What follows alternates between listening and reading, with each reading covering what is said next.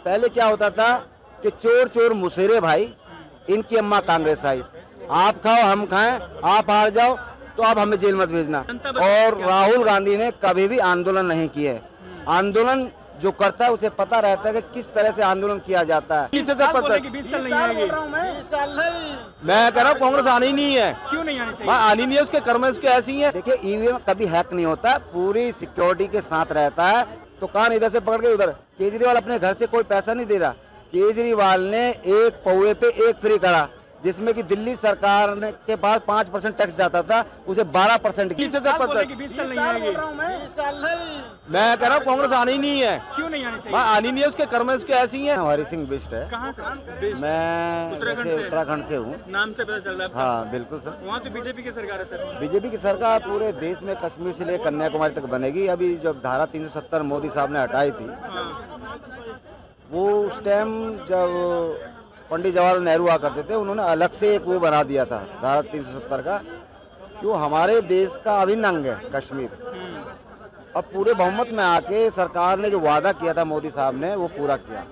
और मोदी जी की गारंटी है और विकसित भारत को आगे लेके जाना है। मोदी जी आगे लेकर गए हैं जो वादा किया था। बिल्कुल लेके गए हैं और लेके जा रहे हैं। आप देखिएगा राम मंदिर कितना भव्य बना है, आज पूरे टूरिस्ट और तमाम पूरे वर्ल्ड से आ रहे हैं। अयोध्या धाम कितना हर समाज का लोग वहाँ जुड़ा हुआ है। उससे पहले काशी विश्वनाथ कॉरिडोर बनाया, बहुत अच्छी एक संस्कृति और सभ्यता हमारे देश की जो पहले होती थी कि कोई हमारे देश के अंदर विजिट करने आता था, उसको या तो लाल किला सामने का दिखा देते थे, या फिर कुतुब मीनार दिखा देते, या चांदनी चौक के बाजारों को घुमा के और वो आगे निकल जाते थे।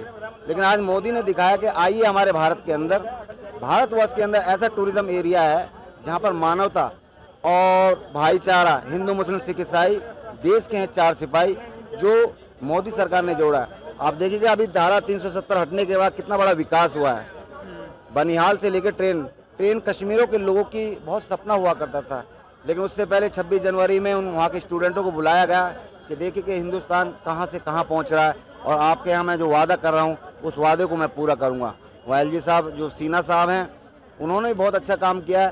पहले लाल चौक पर, जिस तरह से ये चांदनी चौक का बाजार है, उस तरह से लाल चौक एक ऐसी जगह होती थी जहाँ पर दो परिवारों की खानदानी वो रखते थे, फारूक अब्दुल्ला हुआ या मुफ्ती मोहम्मद महबूबा मुफ्ती हुई, यही करते थे। यही कश्मीरों के हाथ में, बच्चों के हाथ में पत्थर देते थे और 500-500 रुपये दे के उन्हें किराए से हमारी गवर्नमेंट को बदनाम करना और तमाम ये सारी चीज़ें करना।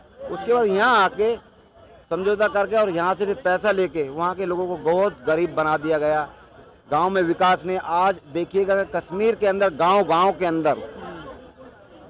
अंदर लाइट चली गई है, आपका पानी चला गया है, आपकी सुविधाएं चली गई, रोड चले गए। आप देखिए कितना बड़ा एम्स हॉस्पिटल, जो कि कश्मीर के लोग या तो चंडीगढ़ आते थे या फिर दिल्ली आते थे या आपका उत्तराखंड के आसपास आते थे।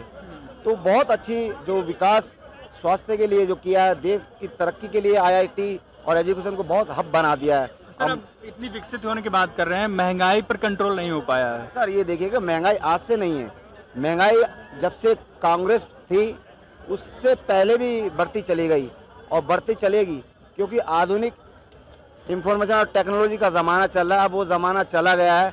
जो अनपढ़ गंवार रहेंगे तो वो बिल्कुल ही या तो रेहड़ी पटरी पे अपना वो लगाएंगे, नहीं तो विकसित देश भारत को बनने के लिए सबको शिक्षित होना पड़ेगा। और शिक्षित होने के लिए अपने बच्चों को, अपने पेरेंट्स, उनके माँ बाप उन्हें सिखाएं कि शिक्षित होना बहुत बड़ी चीज़ है। और ये मोदी साहब ने जन जन को बतला दिया गया है। और हर गांव देहातों के अंदर उज्ज्वला जो हमारी रसोई है और टॉयलेट जो शौचालय जो बनाए हैं गांव देहातों के अंदर, बहुत अच्छा स्कीम करी है।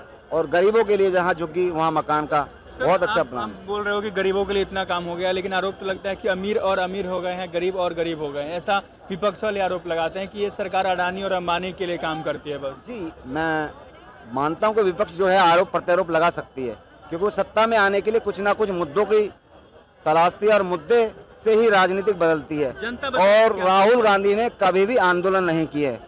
आंदोलन जो करता है उसे पता रहता है कि किस तरह से आंदोलन किया जाता है और किस तरह से मोटिवेट करके और सरकार को उखाड़ फेंका जा सकता है। लेकिन वो आंदोलनकारी नहीं है, वो तो एक अन्याय यात्रा को लेके जा रहे हैं, नाम रख दिया न्याय यात्रा। आप ये देखिए, उससे पहले सीटों के बंटवारे में देखिएगा, दिल्ली के अंदर 4 सीट 4-3 का रेशियो बना है दोनों। 4 सीटें दिल्ली के अंदर आम आदमी पार्टी और 3 सीट हाँ 3 सीट आम आदमी की और 4 सीट मेरे ख्याल कांग्रेस को मिली है। वो भी कहाँ मिली है? मुस्लिम भाव एरिया के अंदर। ये नहीं मिलेगा, ये नहीं।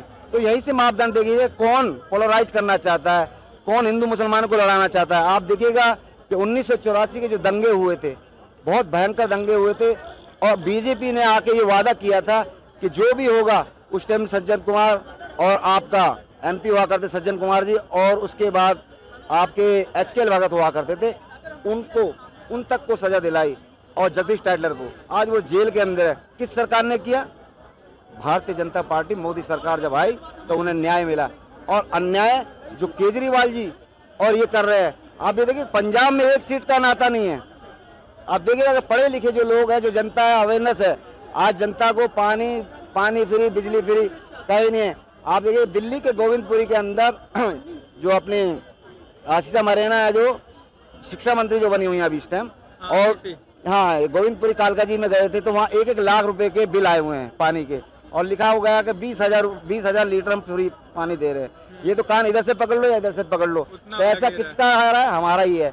जो बिजली दे रहे हैं फ्री, वो फ्री नहीं है, वो जितने भी बड़े बड़े दुकानदार लोग हैं उनसे पैसा, उनका बिल हायर करके, और वो चीज़ें वहाँ से वहाँ कर रहे हैं। तो कान इधर से पकड़ के उधर। केजरीवाल अपने घर से कोई पैसा नहीं दे रहा। केजरीवाल ने 1 पौवे पे 1 फ्री करा, जिसमें कि दिल्ली सरकार के पास 5% टैक्स जाता था, उसे 12% किया। केजरीवाल तो आरोप लगाते हैं कि मोदी सरकार, मतलब केंद्र की सरकार, काम ही नहीं करने दे रही है दिल्ली में। देखिएगा केंद्र सरकार केंद्र के अंडर है, केंद्र सरकार केंद्र के काम देगी, पूरे देश के काम देखेगी, और दिल्ली सरकार का जो काम है, जो दिल्ली सरकार के अधीन में जो काम आता है, वो उन्हें करना चाहिए। अब आप देखिएगा चुनाव जिता दीजिए, 7 सीटें जिता दीजिए दिल्ली में, मैं पानी का जो बिल माफ कर दूंगा। क्या सेटिंग है यार? आप ये देखिए सेटिंग है, आपके अंदर जल बोर्ड आ रहा है, ना कि केंद्र सरकार के अंदर में आ रहा है।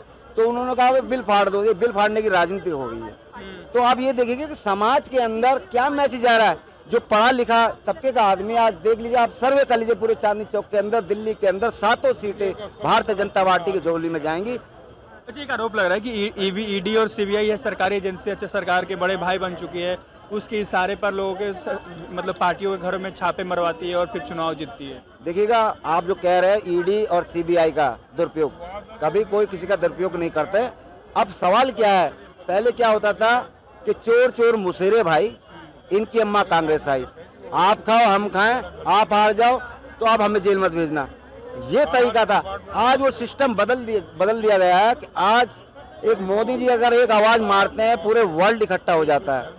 वर्ल्ड के लीडर मोदी साहब से मिलने आते हैं, दिल्ली के अंदर आते हैं।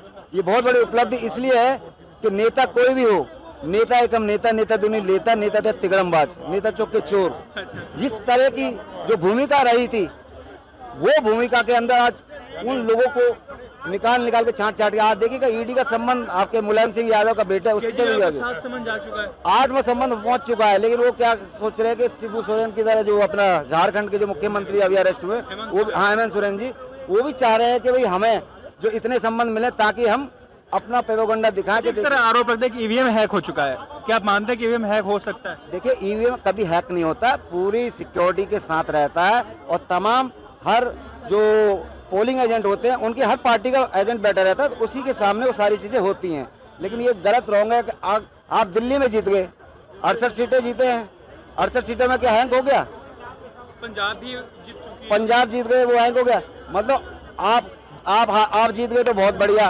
अभी चंडीगढ़ का एक वो हुआ था, मेयर का चुनाव हुआ था, उसमें सुप्रीम कोर्ट ने अच्छी वर्डिंग दी है, लोकतंत्र है। अब कह दे कि लोकतंत्र बच गया, यहाँ इनका एक चेयरमैन बनने के लिए लोकतंत्र बच गया। आप ये देखिएगा लोकतंत्र बचाने के लिए आप 1 पे 1 फ्री हर ठेके पे लगा रहे। छोटे छोटे बच्चे, उनका कसूर क्या था? वो दारू में लगा दिए, आपके एक के बाद एक फ्री कर दिया। ये क्या शिक्षा मंत्री क्या थे? वो शराब मंत्री था, उन्हें कहते हैं कि इसे नोबेल पुरस्कार दिया जाए। वारे केजरीवाल, सरकार की वापसी हो रही है। सरकार, दिल्ली सरकार, केंद्र की बात कर रहा हूं, केंद्र सरकार में 7 सीटें भारतीय जनता पार्टी की झोली में जाएंगी। भारत जीत कर आएंगे या नहीं? बिल्कुल 100%, 370 प्लस 400। अच्छा, ये वादा है, मोदी की गारंटी है, और विकसित भारत को आगे बढ़ाने का संकल्प जो लिया है मोदी साहब ने लिया है। सर लोग